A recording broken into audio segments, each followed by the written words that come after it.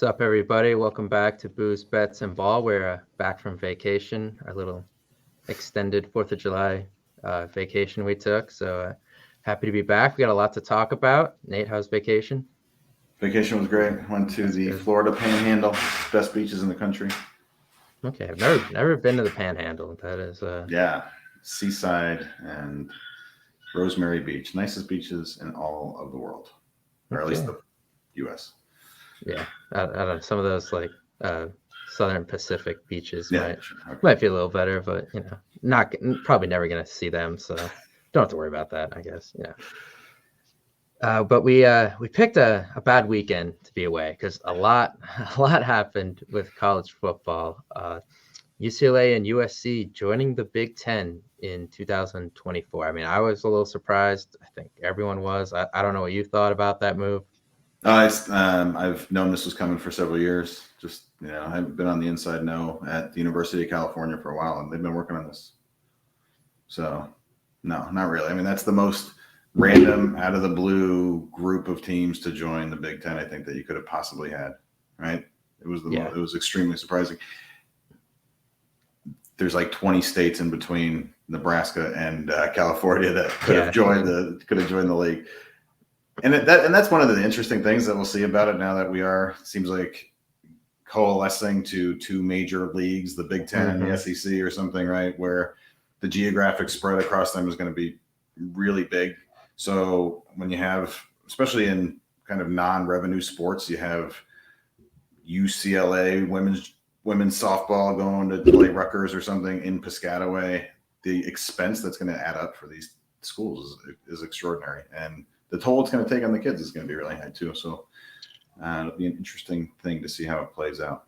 Yeah, especially like those weeknight basketball games, in January, then traveling all the way back across the country, trying to do class the next day and stuff. That is eventually going to turn into an issue. I mean, the funny thing is these two schools could probably not be further away than what Big Ten football originally was, where it was all linemen and fullbacks and tight ends, and they run the most spread offenses, I think, at USC now with Lincoln Riley. So that's what I'm interested to see, kind of how the two different ideologies of football get played out here. Who actually has the better way to go about it? Yeah, there's a good chance, I guess, reasonable chance that Caleb Williams will play in Beaver Stadium in 2024. A little bit of maybe not. But he'll be gone. He'll be gone. I guess he'll be gone. But if you said that 2 years ago, Nelson, their 5-star commit will probably be up here. Yeah, eventually. So with Chip Kelly and Lincoln Riley at UCLA and USC respectively, I think it's an interesting thing. Now, what I'm also curious to see, and I don't watch so many UCLA games, I watch occasional USC game. How full are those stadiums in the regular season? I don't think I lived near LA for 5 years when I was at grad school, and I don't think anybody gives a shit about college football there, really. No, I mean, it's LA. There's so many other things to do on a Saturday when the weather's always nice too. So you could go surfing pretty much all year round there, I guess. So I think it was more about the media market itself and just what that does, and it's not so much about having more crazy crowds. I mean, but you think about it, though, like most of the Big Ten schools have very passionate fan bases. Like even Nebraska, they go 4-8 and it's sold out in November. Like people care about their teams around here. Of course, none of them are really in big cities like LA, which that kind of is the thing to do on a Saturday, go to see a college football game. So it'll be interesting. The thing though is there's a lot. I know there was like a picture from an Ohio State fan posted, and it was like when Ohio State played Cal in like 2015 or somewhere around there, and half the stadium was red. There's a lot of alumni from Big Ten schools probably living out on the West Coast. So it honestly might be 60-40. Those places actually do get packed, but it's the away team packing the stadium. That's a good point. And I think even that was a problem with the Chargers, right? When they started this year in LA too, is that they were getting dominated by away fans traveling. So it's and the Raiders probably similar. So it's good for Big Ten fans to escape the wintertime a little bit, right? And get out to a nice location. And when we went to the Rose Bowl in 2017, and that was full. And then there's some very passionate USC fans there. So they do exist. But I think, like you said, during the regular season, they have better things to do. So. Yeah, I think that fan base though too is a little more interested than years past with Lincoln Riley bringing over Caleb Williams, another 5-star quarterback committed, a bunch of 5-star receivers committed.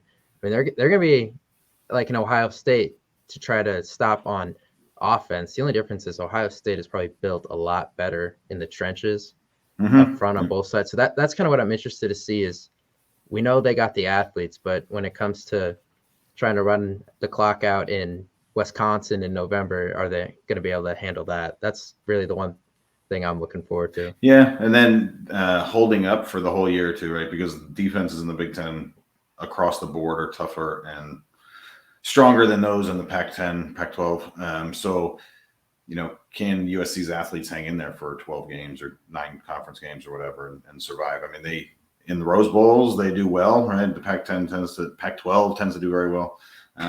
But now it's a little bit different dynamic to run over the course of the whole season.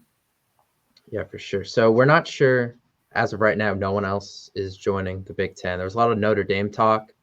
That's apparently the school the Big Ten is waiting for, which that makes sense where they are geographically. They play Big Ten hockey, but they play ACC baseball and basketball.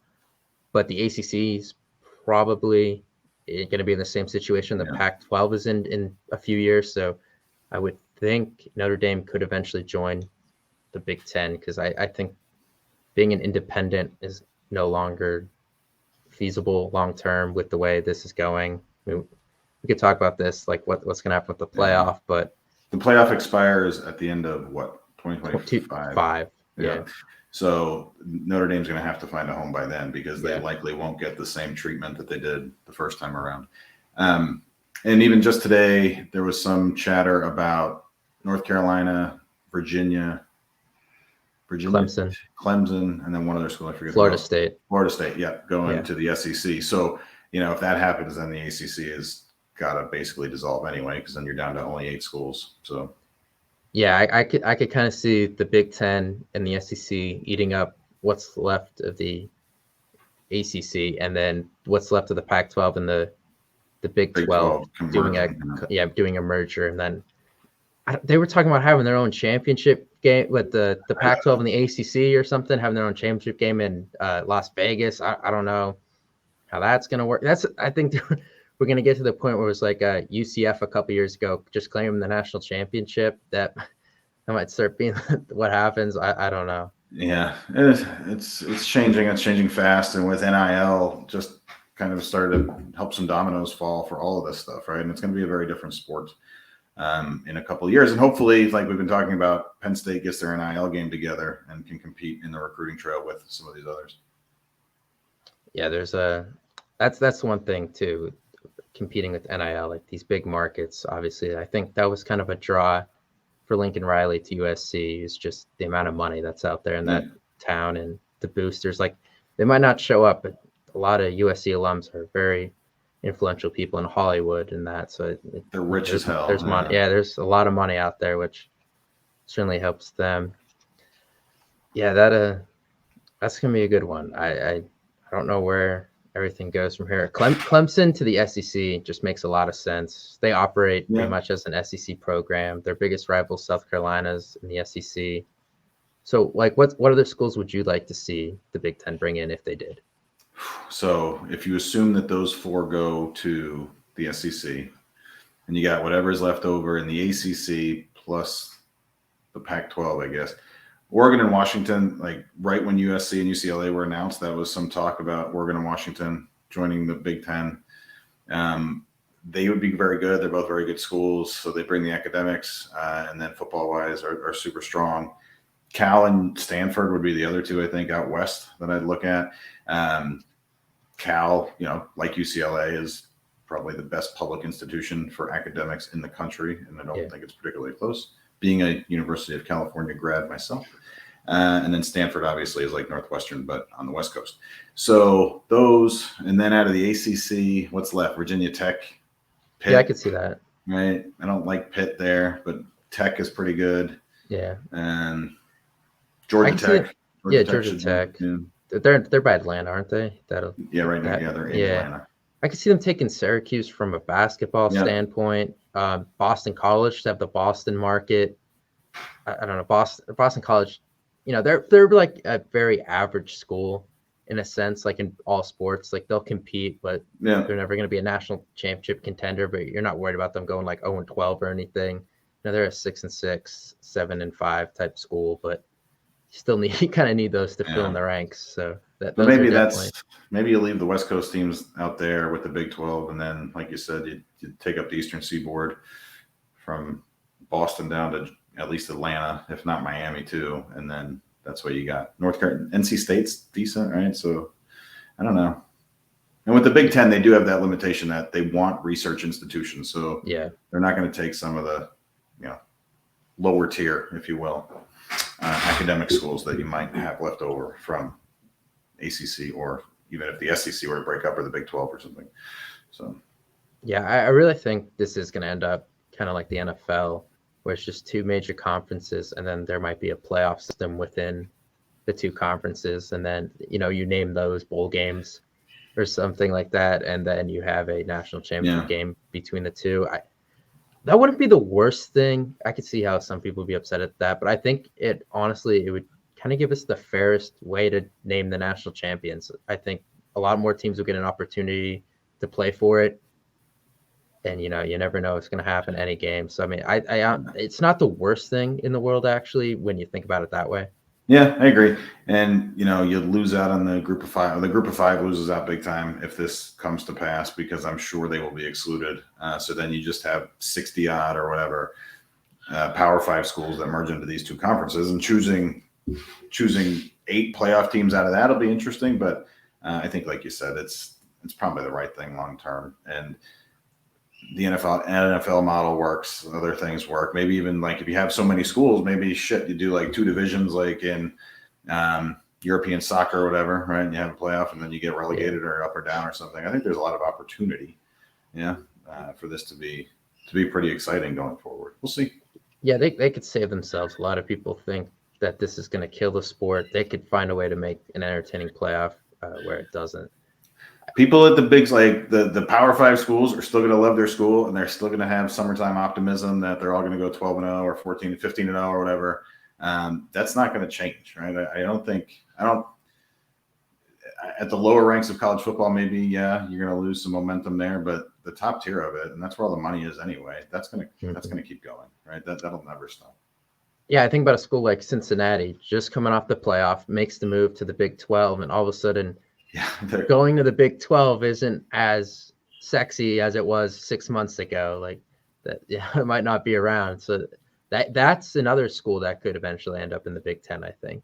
Yeah, potentially. But even they made the move to the Big 12 at the right time, though, right? Because if the Big 12 ends up getting absorbed, and they have proven themselves in basketball and football to be able to hang with those big time programs, maybe they got in the nick of time to become part of whatever those 2 new conferences are. Yeah, a lot of smaller schools. Yeah, a lot of smaller schools are going to take that step to the Pac-12, the ACC. The Big 12 is just not what it was. So, that'll be interesting. Is it going to be the Power 2 and the Group of 3? Is that eventually? I think that's eventually what this turns into, like long term, because it really looks that way. Everyone wants the money that the Big 10 and the SEC get from TV. Although the ACC just got an ESPN deal too, which makes it a little interesting what's going to happen there. I don't think that ESPN necessarily wants the ACC to fold this quickly. I think that was one of the other things that went along with that rumor about the 4 schools going to the SEC, is that now the ACC is trying to get out of their ESPN deal, or vice versa. I guess vice versa. ESPN is trying to get out of their ACC deal because it's much less attractive for football without Clemson, right? They are the showcase of that conference. And Miami, maybe. Yeah, Miami's growing. Miami's getting up there under Mario Cristobal, recruiting very well lately. So yeah, I mean those 2 schools are kind of the money grabbers in that conference, and then of course you have arguably the 2 biggest names in college basketball in that conference as well. It would be weird to not see Duke and UNC in the same conference. Mm-hmm. I just don't know what Duke's football is so bad. I don't know. Like I I don't know if they're much of a draw to the SEC, although the SEC does have Kansas. Oh no, they don't. They're in the Big 12. No, Big 12. Yeah, they're in the Big they 12. Have Vanderbilt, right? Yeah, that's who I was probably thinking of. Who's a top tier academic university, and since James Franklin left, football is back to being pretty bad again. I've been to a Duke football game at Duke. That is the most beautiful campus you've ever seen in your life, and like the fact that they must just not put any money into football, because it is an amazing place to live and get an education and things. And you would think they could be better. Like Northwestern is sometimes good. Like Stanford is often good. Just never pans out for them though. Yeah, I think, not to make this a Duke podcast, but kind of the problem is when you're in the South and you're recruiting in the South and you have Clemson around you and then all these SEC schools, there's a kid where it's like, yeah, you get to play football. Duke is not normally going to be the choice, whereas around Northwestern is not a lot of other schools, in the area to recruit against that are at a major higher level than you. Like there's Illinois and Nebraska, who are at this point very similar. Wisconsin is, I don't know, 2.5 hours from Chicago.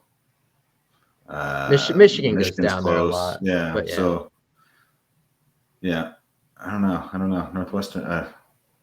Pat Fitzgerald is better than David Cutcliffe, I guess. Yeah, that is the deciding factor there. It's exciting though. I don't know. The season's almost here. We're ready to start talking about that soon.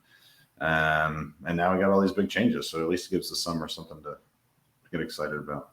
Yeah, there's all these big changes, but none of them have anything to do with this season. None of them will take effect. 2 years. None of them will take effect. The earliest ones that will take effect is 2024, when the California schools come to the Big Ten, and then the year after is when Texas and Oklahoma are supposed to go to the SEC. Although I've seen some people say that now they might try to quicken up that process. I don't know if that'll happen or not, but we'll see. There's a lot of moving parts here, obviously. It's kind of like they're talking about how the transfer portal was free agency for players. Now these schools are more or less in free agency. Yeah. Yep. So that's good. The other hot news today, recording on July 7th, Marcus Stokes decommits from Penn State. Actually does not decommit. He just commits to Florida immediately. Yeah, it was very and had a lowercase thank you Penn State without capital P or capital S for all your love in the notes message. So what do you make of this? Yeah, that was an interesting one. Came out of nowhere. I really don't know what to make of it, considering last week he did a couple interviews where it was like, yeah, I'm solid with Penn State. I'm not talking to any other school. I don't know what went on there, if anything did. It does suck. They also lose Trayon Webb, the running back from Florida. That looks like those two are a package deal of sorts. Running back's not a position I get overly worked up about with Penn State. I mean, they turned Journey Brown, who's second best offer outside of Penn State, might have been Akron. I'm not exactly sure. It might have been like Syracuse or something like that. And I mean, he was going to be a second round draft pick until he had to retire. I don't worry about running back. From quarterback, it's like, look, you have Drew Aller and Bro Pabula, who are just a year older than Stokes. If this plan works out, I don't know if this plan works out. If Aller takes the starting job in 23 and 24 and is good enough to go pro, and you can talk Pabula into sticking around as the backup and then get 2 years as the starter in 25 and 26, you won't remember the name Marcus Stokes, I guess. The big thing becomes kind of having some depth at the position, because we saw this past year what happened when they didn't have any depth. Now this year they're going to have decent amount there with Bayou kind of being seasoned and the two freshmen being talented. But someone's out of those three, and four if they land a different 2023 quarterback, someone's losing. Well, three guys are losing that job. And you got to think at least one is transferring. So then all of a sudden that depth you have is gone again.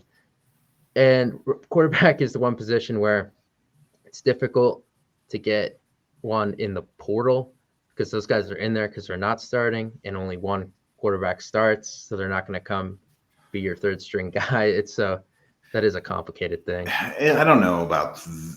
Okay, I get the point about that. Yeah, I'm trying to think about that. I know there has been a number of transfers, right? And some of them now, like I don't know. You get somebody like Caleb Williams.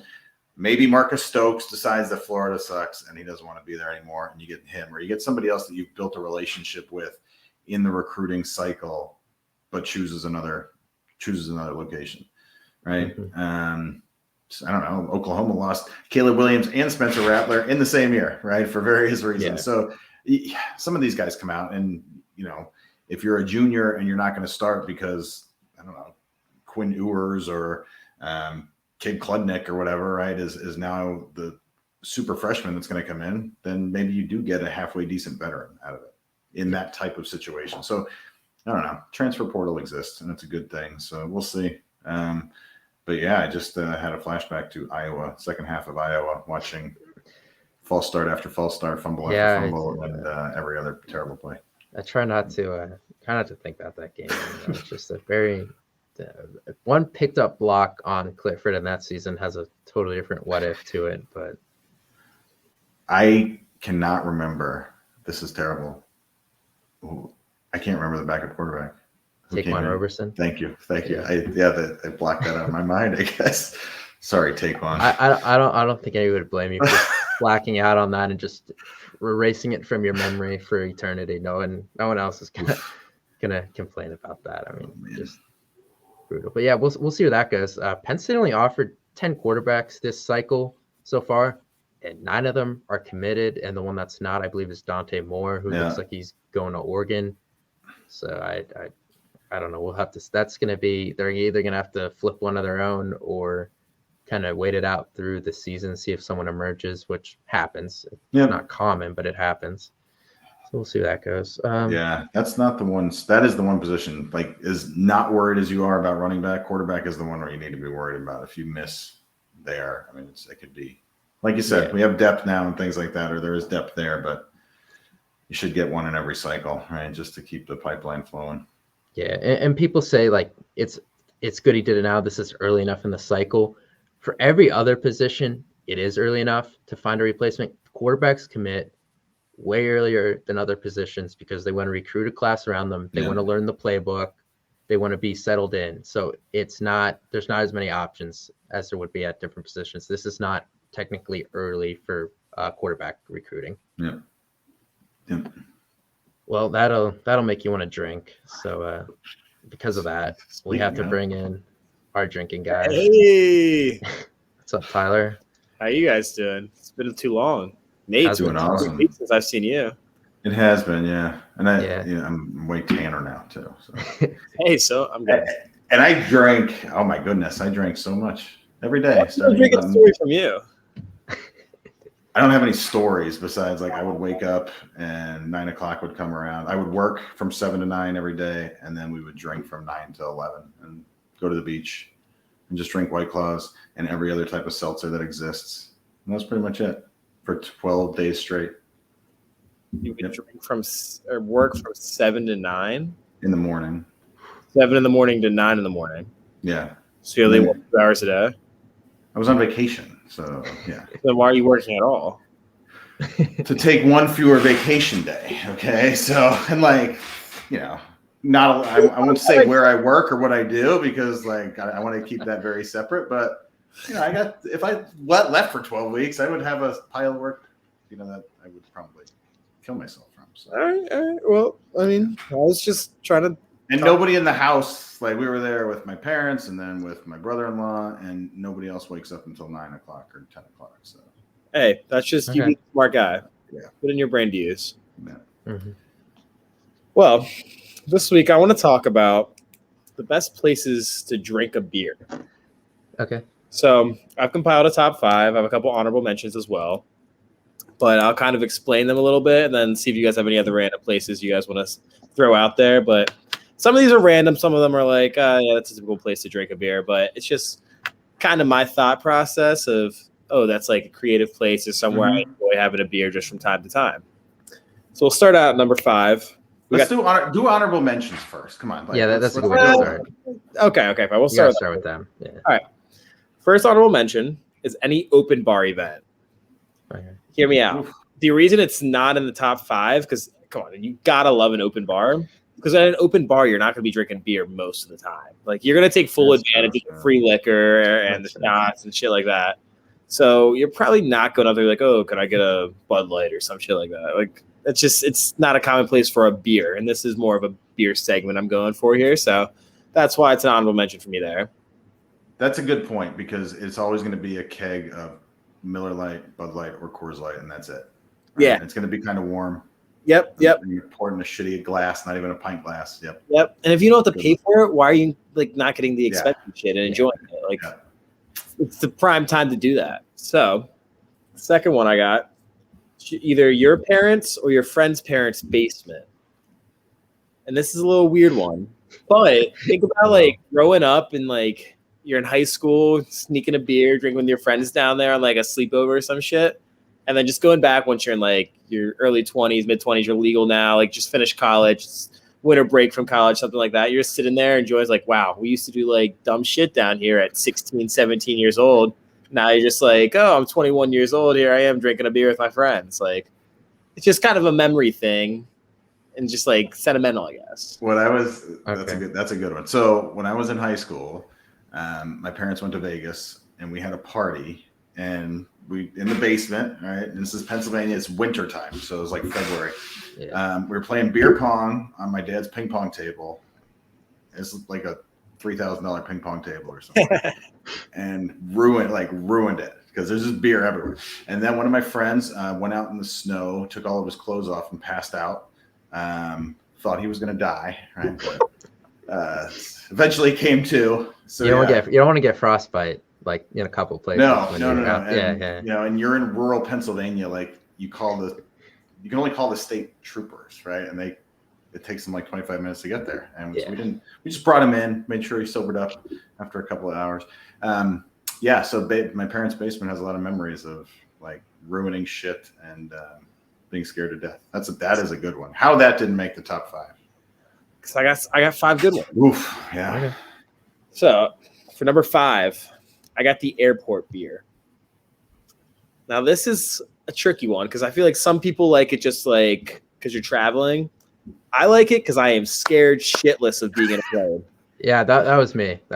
I hate altitude. I hate flying. I hate everything about it. You're crammed. Usually you're stuck next to a fat person. It makes me so uncomfortable that I get there an hour too early than like most people get there. So like usually like 2.5, 3 hours early. Mm-hmm. And I am sitting there slamming beers. I'm trying to get as drunk but coherent as possible before getting on that plane. I want to get on, put on music, pass out, and that's it. That's pretty good. So I agree. $14 Coors Light pints. Yeah. But if you're smart, you throw little drinks down before you get to the airport. So it's really, you only need like 2 or 3 of them, and you're usually pretty good. But still, like the airport beer it hits. Especially, I actually did this when I was coming back from Nashville. I got to the airport at like 3:45 in the morning, so my flight was at 5:30. And once I got through security and everything, they serve beer whenever in there. I did not know that. So it was like 4:15 in the morning, and I'm just sitting there drinking a beer. And everyone's like, "What is wrong with you?" I'm like, "Don't talk right now." I travel a lot for work, and I like to leave early in the morning just like that. And the saddest thing is seeing a dude in his suit drinking a beer at 5 o'clock in the airport, right? Like, I loved it. It was electric to me.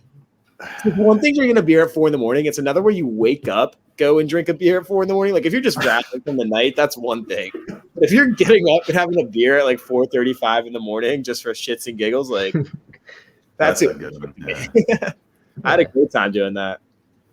All right. Okay. Number 4. This one's going to be very controversial. I already know it. Funeral. Oh, sorry. No. Bed beers. I love bed beers. Mainly because when I wake up hungover as shit on a Sunday morning or from Saturday night, there is nothing I like more than just opening a beer and pushing that hangover as prolonged as later in the day as possible as I can. Like, I want nothing to do with it in that moment. I will get on my phone. I'll probably make 3 or 4 FaceTime calls to people I shouldn't be talking to. And I will just be sipping on beers in the morning for no reason at all. I've never done that. I mean, can't say I've done that. I think you should try it out one time. It will change your life. So let me ask, like, So do you have a cooler next to your bed, or do you have to like get up and get out of? Okay, all right. Mini-fridge fully stocked at all times. Okay. But and then there's also the times too where the weak people, maybe Alec, not me, I would never do this, but maybe Alec. If you're day longing and it's like 6 o'clock, and you go and take a nap, or let's say like 4 o'clock, take a nap, and you wake up at like 6, 7. All you have to do is just lay in bed still. That way you're still resting.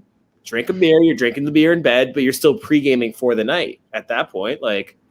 So there's multiple factors into it, but it's very comfortable. Your bed should be really comfortable. If it's not, I'm a little concerned for you.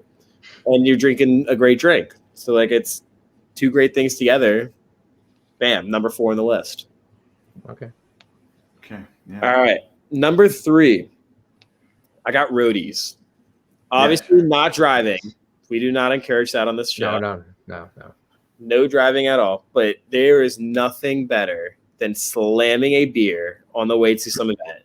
If you're in the back seat just chugging your fucking liver out, you are going hard to get as plastered as possible before wherever you're going. And you're usually not alone when you're doing this one, because if you're drinking the car with just one other person driving, that's a little depressing. But if you're with other people, you can just get absolutely rowdy. There is music blasting. People are shotgunning. People are chugging. Some girls probably crying on the phone. It's just a chaos scene, and you're getting hammered. That's a good one. Yeah. So either in an Uber or a party bus or something with a case of beer is a fantastic time. Yep. It's always a good time. Yeah. All right. Number 4. This is the big one for Penn State. Number 2. How you went back to 4? Sorry, my bad too. Tailgate / barbecue beers. All right. Yeah. It's an obvious answer here. You got to put it on the list. Outside, sun, got the barbecue going, grills. You hear some burgers, dogs, music playing. Probably a lot of good friends, playing beer pong, beer die. It's just you're in a fun atmosphere with fun people drinking beer. That's a good one. Yeah. Yeah, I think either way, barbecue or tailgate. Barbecue at your house, tailgate at the stadium. And it usually has something to do with hot, right? You see, yeah. But even in the wintertime, in the snow, it could be fun every now and then. You don't want to do that every weekend, but in the summertime, absolutely. You're out there usually with your shirt off if you're a guy, whether you have a good body or not. Yeah. I got a nice dad bod going, but I'll still be out there. I don't care. And then nope. What's number? Wait, let us try to guess what number 1 is before you say it. Okay, yeah, let's see what you go first, Alec, because I'm at a loss. Yeah, I'm gonna say shower. I'm gonna say shower.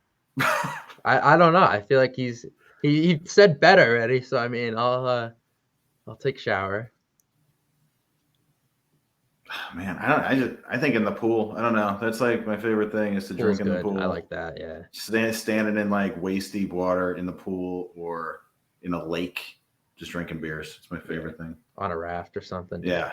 Yeah. Alec, that's a really weird fucking guess, but brother, you are spot on. Shower beers for the win. I love shower. I knew it.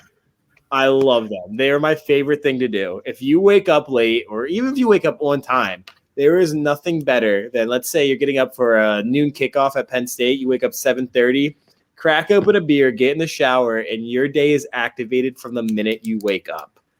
You can go in there beforehand if you got to shave or anything, crack the beer there, drinking it, shave, wash your hair, wash your body. You're hammered when the time you come out. There is nothing better than starting your day, getting clean and dressed and ready to go while also drinking and pre-gaming and having a good time. Yeah. What, do you have a mini fridge in your shower too, or not? My room's connected to my bathroom. Okay. Pretty close. Do you have one of those, they make those coasters you could stick on the shower wall? Do you have one of those? I just take the bar soap because I don't use bar soap. I use that ledge thing and just stick my beers on there. Okay, yeah, that's what I do. Yeah. So the perfect day would be, hold on, let me think back. I forget what 5 was. The airport. 5. Oh, okay. So you wake up, you go to the airport, you get super drunk, then you come home, you take a nap, and then you wake up and have a beer in bed. Mm-hmm. And then number 3 was, I forget, but then you go a barbecue, and then you end up taking a shower last and having a beer. Yeah. So if you can knock all 5 of those things out. I've never finished the day with a shower beer. That's something new. I'd have to try that one. Usually the shower beers to get activated before you go. It's like you shower before you go out. You shower before you go to the game or a concert, like all that. So it's usually like the getting activated beers is more of a shower beer for me. Yeah, especially when it's a noon game, you can't waste any time. That was when I was doing a lot of shower beers. Was that? Yeah. Back in college, I would wake up for noon games at like 7 o'clock. I'd turn on. We had a massive speaker in our apartment. My roommates always wanted to sleep until like 9. I wouldn't let them. I'd blast the blue band at 7 o'clock, crack open some beers, set them by everyone's bed, and then I'd get in the shower, drink. Everyone hated me, but it was the most electric thing ever. I like it. That's a good one. That's a pretty fantastic list. I mean, I know a lot of people like to drink while they're golfing, right? So, I thought of that. I don't golf, so I couldn't mention it. I don't golf anymore, and when I used to golf, I'd like to play well. So if I was drinking, that would screw it up. That's where I'm at. It's like it gets so competitive with my friends where you don't want to drink because you want to try to do as good as you can. There are times though where we'll go to like the crappy courses, which kind of look like your backyard, and it's like $15 to play 18 holes, and that's where you get obliterated doing it. So it is fun. Get Nelly on. He loves drinking on the golf course. He does. He's a big drinking and golfer guy. Yeah. I just yard games like playing cornhole or playing darts or playing washers with a beer in your hand. Yep. That's the American pastime. There's nothing better than that. Baseball games for me too. I like to sit there and drink out a game. I mean, sometimes I go in the middle of July. It's like 1,000 degrees. That always helps. They're good. Can't wait. Got a box suite with the open bar in August to go to. That's gonna be fun. Baseball for me is a good one because I think it also, people say the game's slow. I think it kind of makes it go a little faster. Yeah. Sporting events is a good one. It's just the one I go to the most is Penn State football games, and obviously they don't sell alcohol there yet. Well, yeah, that's changing apparently. But still, like I'm not familiar enough with it to throw it on the list. Not yet, at least. Yeah, I don't know how that is gonna go. I heard it got approved for the suites this year. I knew that. Yeah. Oh yeah. There's gonna be hard liquor up there too, which is interesting. You cannot sell hard liquor. I don't think in the general seating that could get a little messy. I don't know, but you just sneak it in the game. Yeah, I mean they do anyway. So I mean, I don't know what to tell you, but that is going to be good if they do that. The new AD Pat Kraft did say it's a main source of revenue that they're not tapping into. People will buy alcohol no matter how much money it is. I bought a $22 24-ounce beer at a Kenny Chesney concert 2 weekends ago. Like people are gonna do it. They're gonna do it. Like, $100 in Nissan Stadium at CMA Fest in Nashville for like 4 White Claws. Yeah. Okay. So where's the most expensive drink? Not like high-end liquor, but like canned drink that you've ever got. It was that. Okay. 22 for. It was probably that. I think it was. $18 and then plus tax for a 20-ounce White Claw or something, 16-ounce White Claw. Mine was, I don't know, this is weird, at Beetlejuice on Broadway. So there's a great Broadway show, Beetlejuice. $42 for a 24-ounce drink. Jeez. Yeah. Like as in like beer, like not like a liquor or anything. Yeah. Yeah. Can oh wow. Well, I think a glass of wine was like $50. Yeah, I get it. Yeah. But it's not good wine. It's like wine out of a freaking box, it's right? Like, the box wine, yeah. The beers maybe were mid 30s for like a domestic, but it's just disgusting prices. Yeah. So there you go. Yeah, it makes you feel good at those like Champs $3 beers. Like I love college prices on drinks. You don't realize they're very good until you leave. What's the cheapest beer you've ever had at a place? Champs had 11-cent beer or 9-cent beers when Penn State was ranked number 9 in basketball. I remember that. Yeah, that's cool. Huh? That was the coolest thing ever. It was like 12-ounce little cups, but it was 9 cents. So you'd go in with like $1 and get plastered. Yeah, even if they were like 6 ounces, you're taking that. Like that is. Yeah, I mean that is worth it. Yeah, that's ridiculous. That's very good. Yeah, I'd never hit that. All right, awesome. That was great. Hey, considering it sounded like an hour ago you didn't know we were going to talk about. That was very well put together and articulate and everything. So good job. Yeah, for some reason I thought we were talking about Joey Chestnut. I don't know why. Oh yeah, let's give a shout out to Joey Chestnut. Yeah, that was awesome. 15-time champion, and he took down a protester. That man's a legend. And I'm pretty sure he has a torn Achilles, is what it is. Oh, he does. Yeah, he did. Yeah. So that was the greatest athletic achievement I think ever. Those three things combined to just do it all at once. That was maybe insane. hyperbolic. 64 hot dogs, 63. Yeah, that's pretty impressive. Yeah. I think he's going for 80 next year. He retired, I thought. Oh, did he? I think this was it. Oh, I was pretty drunk, so I don't remember much. I think this might have been. I thought I heard saw somewhere he's retiring. I don't know. I might made that up. The way he took down that protester, though, like he must train, like he must do jujitsu or something, because he was up straight away and like 70 hot dogs in 12 minutes. Yeah, I mean, you got to do something. Yeah, you're also kind of messing with that guy's way of life. I think he took that very personal. I feel like that looked very personal when you look at it. That was because it wasn't just a takedown; it was to look back. It's like, what the hell are you doing, dude? This is my 12 minutes every year is all I get for this. Yeah, that was not on. I don't know if you guys watched that live. I did not see that watching that live. No, they cut away from it. Yeah, I totally missed that somehow. Also, screw ESPN for putting on ESPN News instead of regular ESPN for the damn Wimbledon playoffs or whatever. Yeah. More people are definitely watching the hot dog. 4th of July, come on, America. Yeah. Rafa dropped out today, so. Oh yeah, he did. Yeah. Guy got a free ride to the finals. I don't know who his name was. I know like 3 tennis players. Oh, this dude, he's the worst and the best. Let me pronounce it right. Nick Kyrgios from Australia. He's the biggest dick in all of tennis, and he knows it. He's never made it to a final, and now he gets to walk into the Wimbledon final. So there you go. He got his Mickey Mouse championship. Yeah. All right. I guess Justin, I don't know, passed out again, or Justin ate an edible, and here we are. Yeah. So maybe we'll see him again. I'm not really sure. But all right. I'm Alec. For Nate, Tyler, thanks for watching. Bye, everybody. Boys.